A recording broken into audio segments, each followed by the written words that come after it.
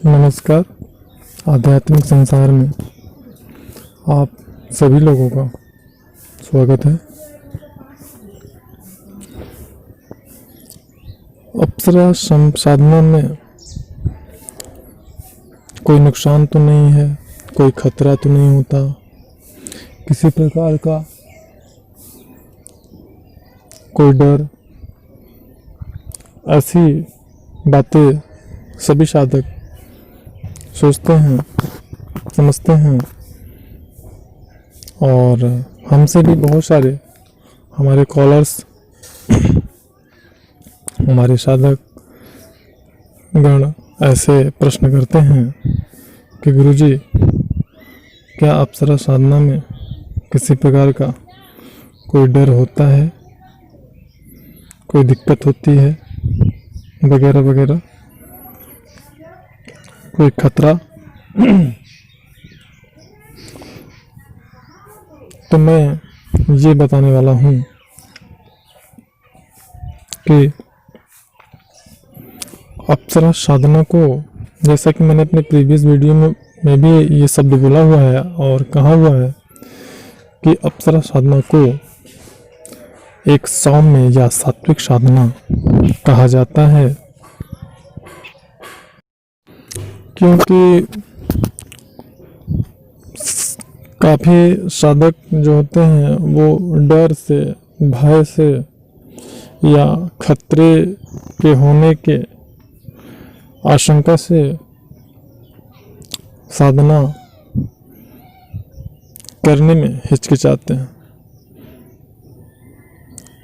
कि ऐसा तो नहीं है कि मैं साधना करूंगा तो मेरे परिवार के किसी व्यक्ति को, किसी सदस्य को किसी प्रकार का कोई दिक्कत हो या कोई नुकसान हो सकता है।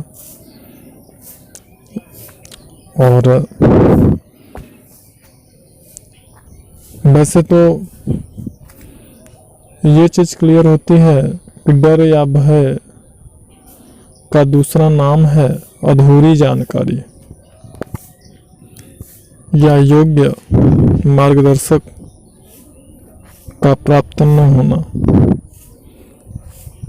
जब व्यक्ति को कुशल या योग्य मार्गदर्शक या गुरु नहीं मिलता है जो संबंधित साधना से सारी जानकारी साधक को न दे सके, उस दशा में, उस अवस्था में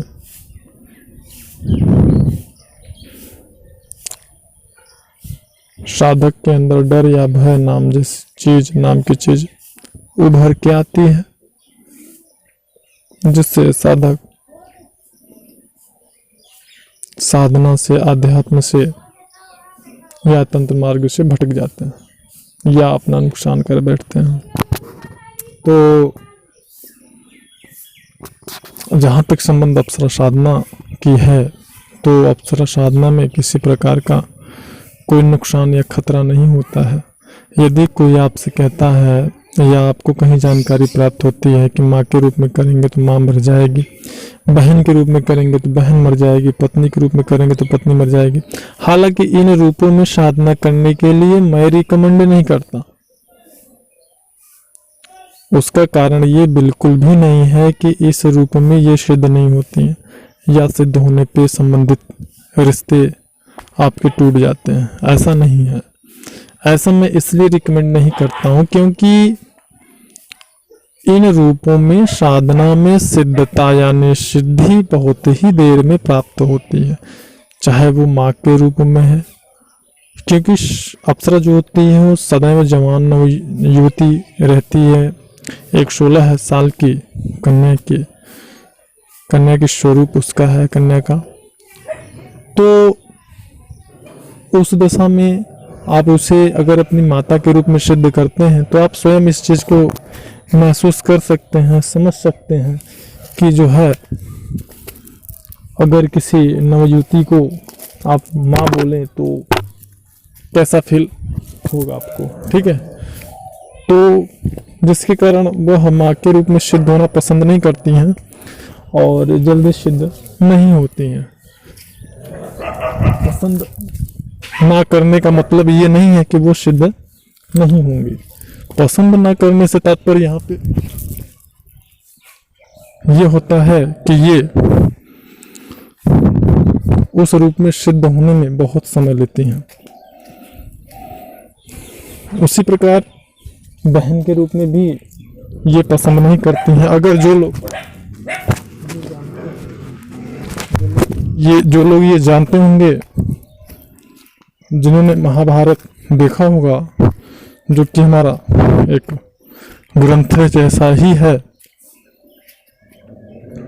तो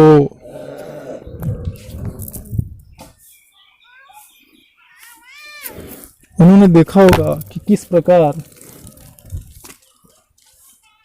अर्जुन को उर्वशी का श्राप लगा और क्यों लगा, और क्यों अर्जुन को 1 वर्ष तक किन्नर बना दिया देवी उर्वशी ने। तो अगर जानते हैं तो ठीक है, नहीं जानते हैं तो मैं यहाँ पे थोड़ा सा उल्लेख करना चाहूँगा। अर्जुन से उर्वशी ने प्रेम का प्रस्ताव रखा था, जिस प्रेम के प्रस्ताव को उन्होंने स्वीकार नहीं किया, और उन्होंने देवी उर्वशी को बहन या माता बनाने का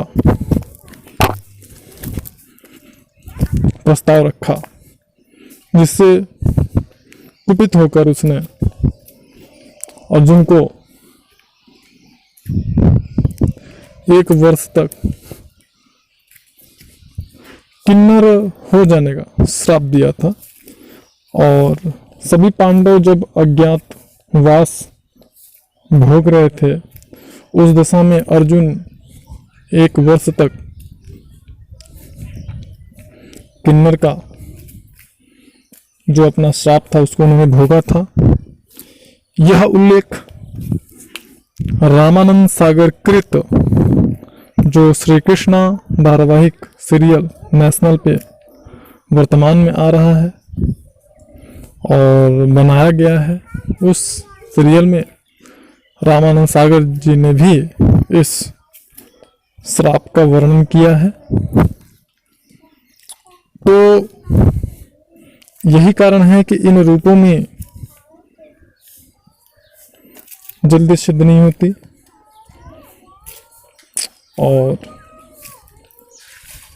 हम इन रूपों में साधना करने की अनुमति नहीं देते हैं।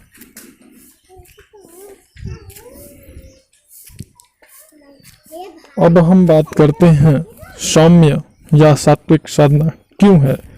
क्योंकि इसमें किए गए किसी भी गलती का आपको दुष्प्रभाव नहीं मिलता है, बल्कि यदि आप किसी प्रकार की कोई कमी करते हो, कोई गलत प्रकार विधि को आगे पीछे कर देते हो, या कोई अनजान में आप अगर गलतियां भूल चूक आपसे होती है और आपका अगर